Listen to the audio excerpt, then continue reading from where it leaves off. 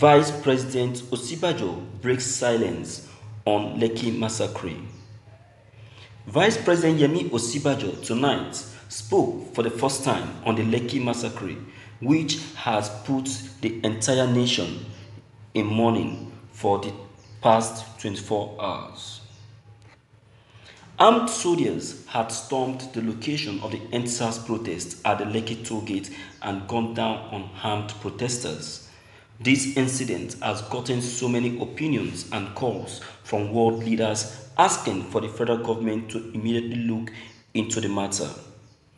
As at time of this report, the President Muhammadu Buhari is yet to make an official statement on the situation. Earlier today, the President of Ghana issued a statement on the killings and also mentioned that he had spoken with President Buhari and that he assured him that he was working towards getting a lasting solution to the chaos in the country. Nigerians saw that as being very ironic, as the president had refused to update Nigerians but instead chose to speak with an outsider on what he is doing to curb the menace. The vice president's message, however, has come at a time where citizens do not trust the federal government anymore, as he had waited for over 24 hours before responding to the incident.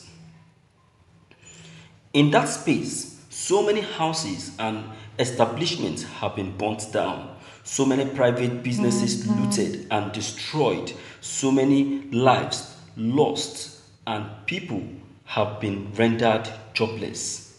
According to the vice president, he said he sympathized with the victims of the killings of the Lekki massacre.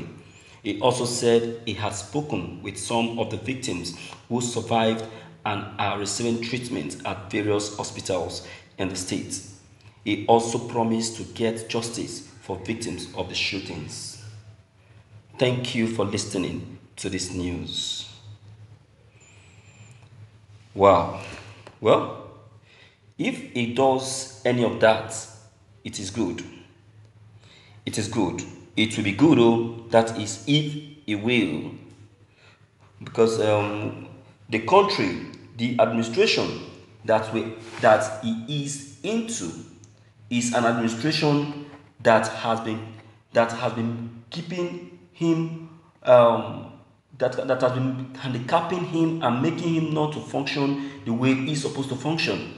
You will agree with me when I say Osibajo would have been functioning better than what he is doing right now, but the administration that he is right now has been handicapping him and has been making him not to move that hand that he really wished to move. Osibajo has a good intention for Nigeria. You will believe me when I say that. He has a better intention for this country. You will concur with me when I say that. Because when you look at the period the president was not around in Nigeria when he traveled for treatment, when he was very sick, you can see the period that Osibajo took over the control of the country. Within that period, though when the president was leaving, the economy was at a very low stage. You understand? But the moment he traveled and Osibajo took over, within that short period of time, believe you me, the economy boosted to 50%. 50% improvement was added to what the economy was before the president traveled abroad for a treatment. That is to say, Osibajo understands the system of the country, he knows what the country wants, and he knows how to deliver it. But the president and his cabals has shortened his hands, has weakened his hands, and made him not to do what he really wished to do for the country. You understand? So that is why I said that the people, the protesters, will be patient. That is, if the country will really allow him to do what he promised that he's going to do for the people. You understand? And that is the main reason why everyone has been canvassing, saying that if only Osibajo can be given opportunity to come in as a president, the country would have been a better place. You understand? And that is the humble truth, and nothing but the truth. Because this country, I'll tell you, doesn't need a headstrong person like President Muhammadu Buhari. The country is suffering what is suffering today because of the kind of person that is leading us, that is ruling us. You understand? That is what is happening. So we don't need it. We don't need this kind of suffering. We don't need this kind of leader. You understand what I'm saying? So that is what is happening.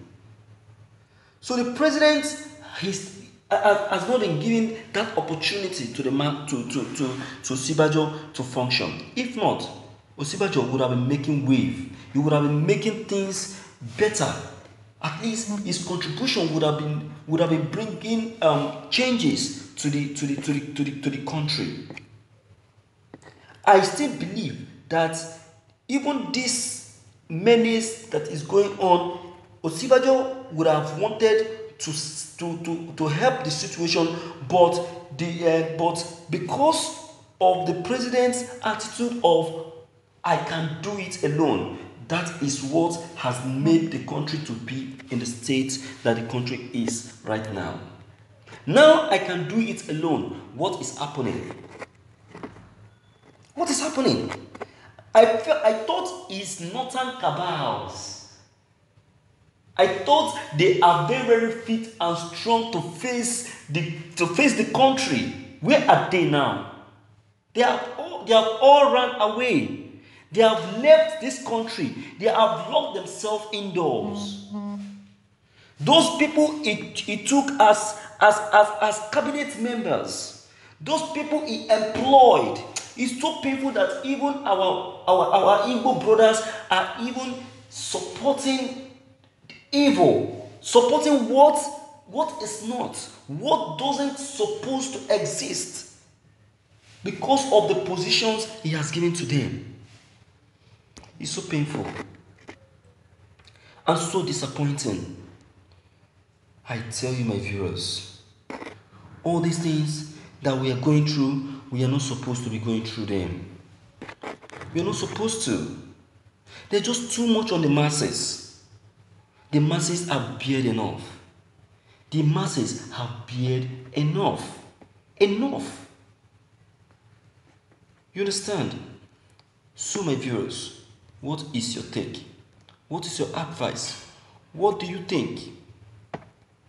Please deem it fit to leave your comment below the comment box. Click on the subscription button as well as the bell button to get updated whenever we upload any new videos. Thank you.